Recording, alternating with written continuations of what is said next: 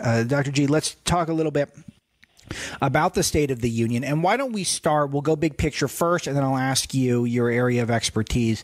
You are a MAGA insider, but also you've dedicated your life to thinking through some of the most complex geopolitical issues. So I want to get your reaction to some of those moments in the speech. But it was a huge night for the president. Contextualize how big you think it is. Well, look, I wrote a piece for American Greatness where, my two main observations were it was a home run in terms of substance, but also in terms of, the rhetorical jujitsu that the president performed on the Democrats. In terms of substance, the key thing is that there's no real issue that propelled the president to the White House on which he didn't stand firm. He, in fact, leant forward. He doubled down. And not only that, there are issues that really didn't have much to do with him becoming the president, but which have become center stage issues, such as the infanticide bills in New York and now, the temporary Virginia governor's attitude to these issues, where he stood out in such a way that the mere fact that he used the pain-capable unborn child as the name of his bill. He said the child, unborn child. It just has to, has to be a heartwarming act of defiance of the political correctness to anybody who, doubted and said this is a guy who's going to give in to the rhinos or is going to cave to the obstructionist Democrats. There's nothing he really caved on in this speech. Secondly, I thought that I'd never see. I don't know if you recall, back in June of 15, there was a campaign event in New York, which I thought was the rhetorical kill shot of Hillary's campaign, where the president said, her slogan, it's "I'm with her." You know what my slogan is? I'm with you. I don't know if you remember that. That, for me, was genius. That's where he showed Hillary Clinton. And it was 4 sentences. It was 30 words, and in those 30 words, he showed Hillary Clinton for what she truly is: this selfish, destructive woman who has a sense of entitlement. And he flipped it into his message, which is, look, guys, I don't need this job, but I'm here for you. I want to fix the swamp. I thought I'd never see anything as skillful as that.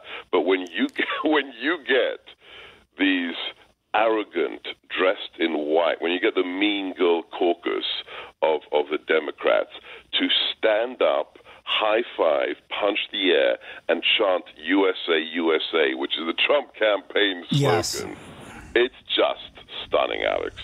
Yeah, it was just stunning, and I think that this is part of why. Look, Dr. G, I mean, we're doing some cheerleading here, but the nature of the event. I want to caveat a little bit, which is this is why elections have consequences, because the State of the Union is traditionally a home run derby for the president. It's not exactly you're not facing 98-mile-an-hour fastballs, but the president does seem to be improving here, and I've been critical of certain aspects of this administration, Dr. G, and there's a couple of things I didn't like about the speech, but overall, I thought the word choices, I thought the demeanor, I thought the organization, I thought the examples the president used were pitch perfect, and there was, I thought it showed also some maturity, I think, of his staff. I think his staff's improving. I'm not familiar with who is it part of the speech writing team. I know Stephen Miller, who I think very highly of and have known for many, many years, even back in our LA days. I'm not close with him, but we've been acquainted for a very long time.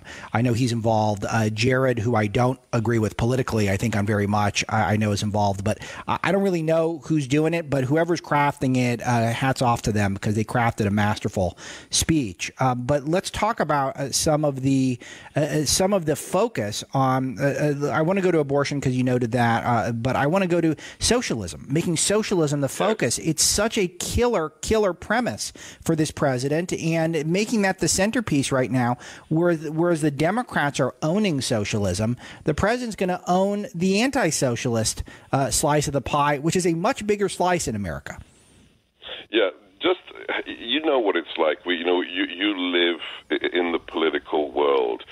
the idea that any other of the 17 Republican candidates in 2015 would have given that speech, they wouldn't. They just would not have given that speech. When you have when you know that in the last midterms, 40 Democrat candidates, including Ocasio-Cortez, 4-0, ran as avowed socialists. And then we have a president who's actually going to stand up in front of them and say, we will never be a socialist state. I mean, for me, of course, with my family background and what my parents went through under communism, for me that was the most important part of his speech. But it was triumphant because you just lay down a marker. It was in the spirit, truly in the spirit of 1776. We will never, ever succumb to that ideology, and it really, when you saw the faces of Bernie, when you saw the faces of Ocasio-Cortez, you knew how powerful a moment that was in American political history. Sure, and then when noting that, and I'm obsessed with this, and I didn't have Paul keep this clip around, but maybe I'll bring it up again tomorrow. But noting that the Democrats cheered the most when first of all announcing that there's a lot more women in the workforce, which is great, but it's not. I don't think the biggest problem facing our country is there's not enough women in the workforce. But Alex, and then they didn't cheer then. They cheered when more women congressmen. It was about them. Yes. About them. When he said about in Congress, which again, it is total political jujitsu. That's right. They sat there for an hour and a half, grimaced and scowled. Ocasio-Cortez wouldn't stand up and applaud the ICE agent the president recognized for rescuing more than 300 women and girls. She couldn't. Because she wants to dissolve ICE, she allowed her ideology to overcome her humanity, and she couldn't applaud that man. The only time they celebrated was for themselves. This tells you the Democrats have a narrative of being for the small guy, being for the women, being for the victims, but in reality, every single one of those people only cares about themselves. And the president, I know who writes the president's speeches. It's a team of 3 people. It's not just Stephen Miller.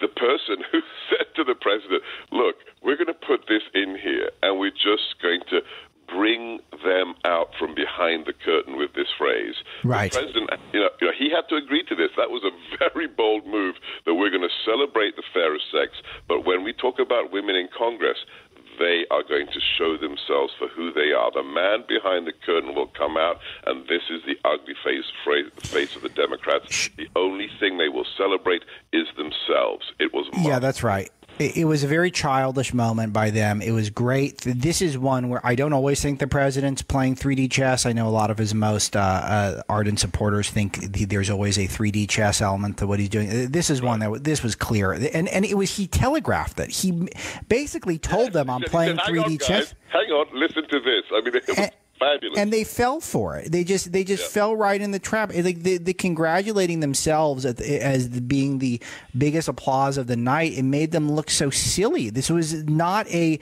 pep rally at a varsity football game. This was the State of the Union address of the United States of America, and he reduced them. And this is what, when the president's at his best, he is able to do that. And I'm very excited about it. And it's a look, Dr. G, to clarify, I love that there is a lot of women getting jobs. Breitbart is powered largely by we have women heading our Pentagon correspondent Christina, our copy chief Adrian, the great Francis Martell. I mean, the Amanda House, our deputy political editor. We couldn't do it. I'm married to a woman, I know you are as well, who are career women.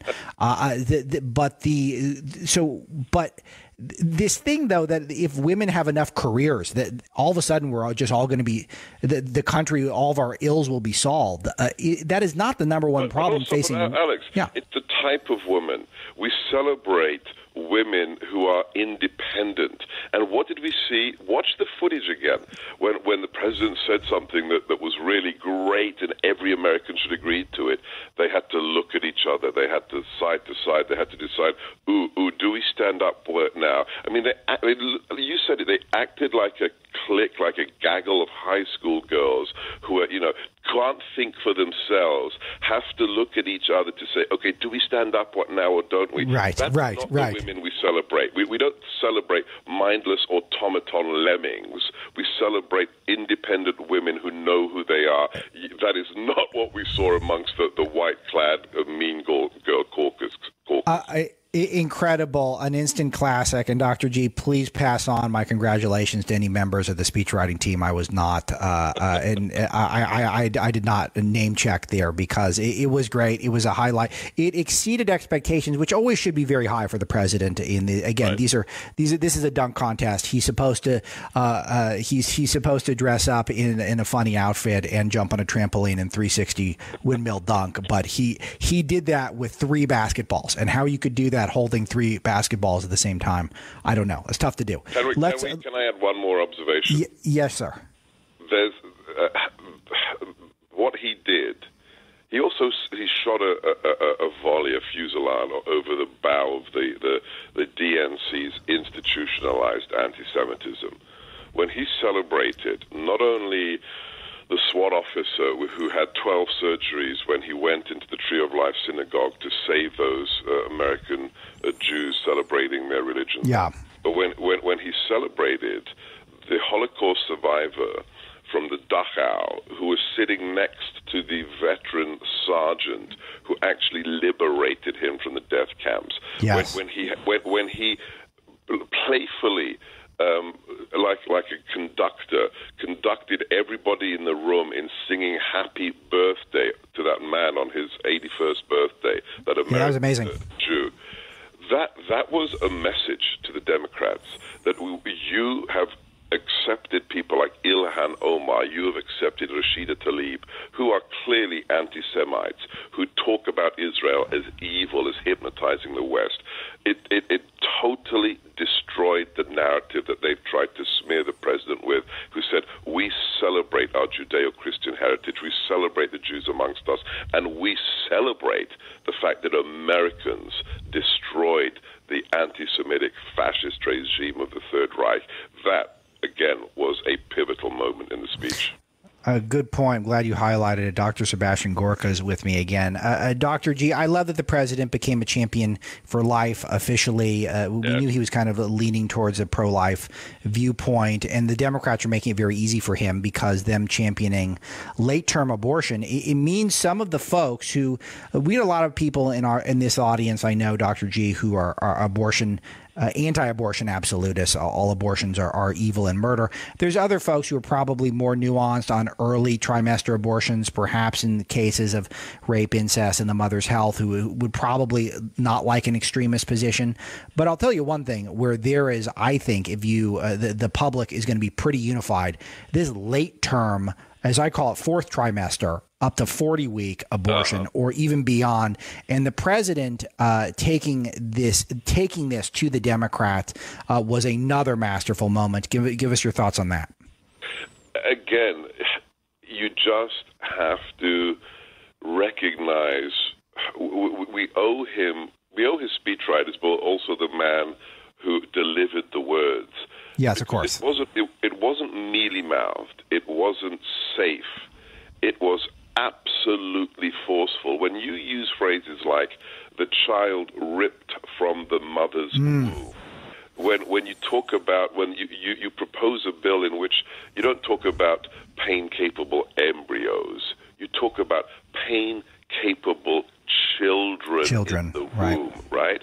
This is important, not just for people like you and me who believe that, from the point of conception, it's a human soul. This is politically incredibly significant for 2020 because not only is science more and more on our side when it comes to proving that this is a life, issues like this, when you have Ralph Northam, when you have Governor Cuomo celebrating, what did you call it, 4th trimester infanticide, these are the few truly catalytic issues out there. Another policy paper on the deregulation of the administrative state or, tariffs with Asia, those things don't win elections.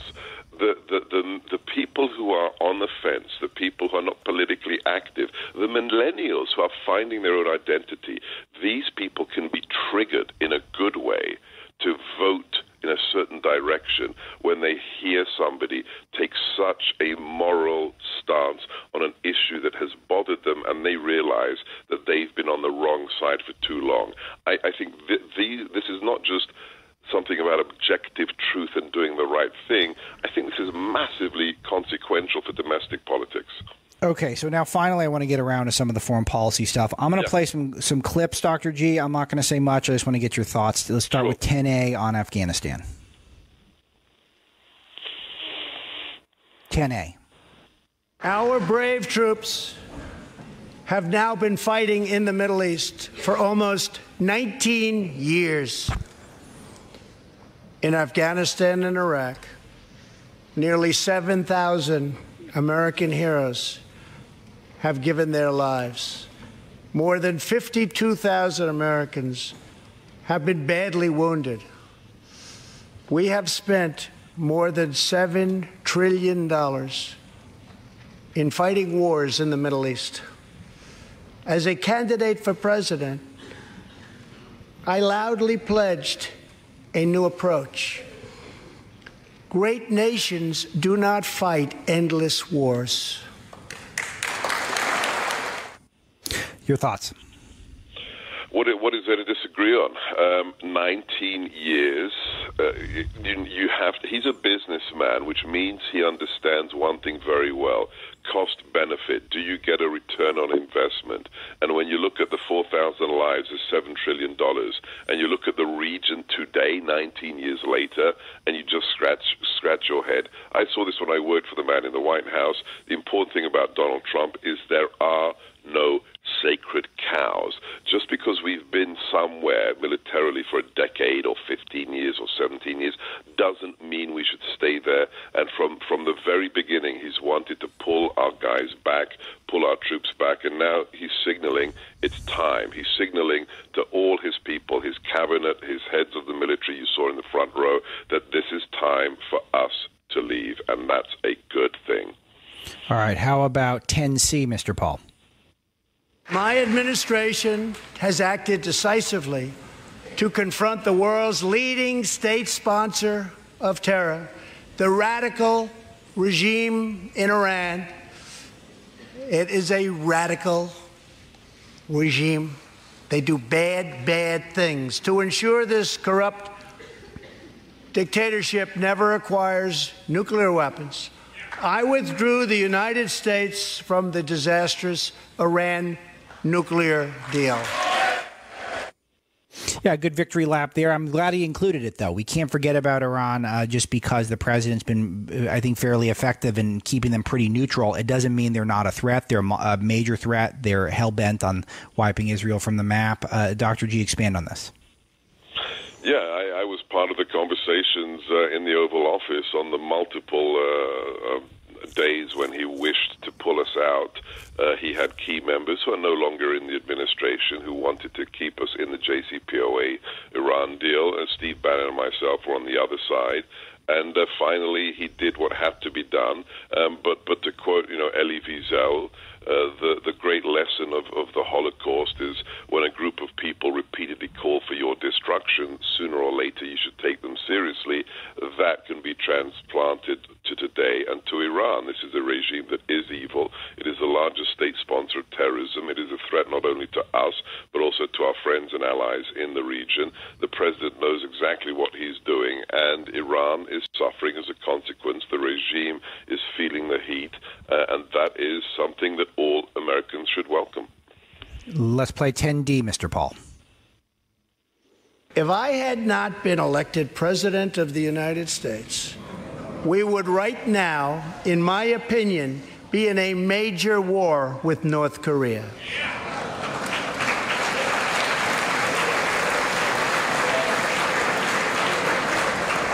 Much work remains to be done, but my relationship with Kim Jong-un is a good one. Chairman Kim and I will meet again on February 27th and 28th in Vietnam. So, Dr. G, I think this was a profound moment. First of all, he breaks news that he's going to meet with Kim. This is one of the few moments of the night that was a bit of a troll. I think there's some black humor here, him suggesting that we would be in a war with North Korea, because he knows no one could prove it. But this is intentionally triggering of the left, the people who only see the president as failing. Yeah. And it's a way of getting additional headlines for what has been, and again, this could change at any moment, but what has thus far been a great accomplishment by the president, which is neutralizing the evil North Korean regime. Right, but I think you're right there, but there's a broader message that needs to be pulled out of this, and this is what I actually ended my column on at American Greatness. Just remember one thing about the State of the Union that we just heard 2 nights ago. It was possible that Hillary Clinton would be giving that State of the Union. Sure. And I think that's the broader point we have to take. So whether it's, our potentially going to war in North Korea, or whether it's anything else, think of all the things the president enumerated for us, and think about what Hillary Clinton would have done about them. Whether it's fourth trimester abortions, whether it's the economy, whether it's the national security issues, just pick any of them. We had a decision point in our life as a nation. Hillary Clinton could have been giving that speech. It is a dreadful, it is an eldritch thought, but that is how close we got to losing our republic.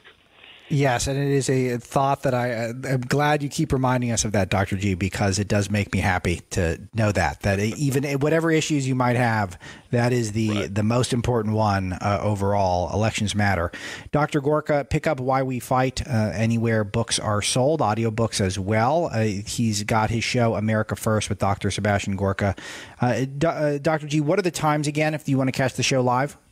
Yeah, it's 3 to 6 Eastern time, so it's drive time on the East Coast, lunchtime on the West Coast. And you stream some of it online. You got the camera set up there. We video and audio stream it. You just go to the website, sebgorka.com. That's SEBGORKA, sebgorka.com. And Dr. G and I have an hour together in the can for that show that they're going to air down the road, so we'll plug that. President's Day. So, and then we'll pull out some highlights, and maybe I'll play some of them. Great stuff, Dr. G. Always a pleasure. Read that American Greatness column as well, and we'll talk to you next week. God bless you and the listeners. Thanks, Alex. Thanks so much for the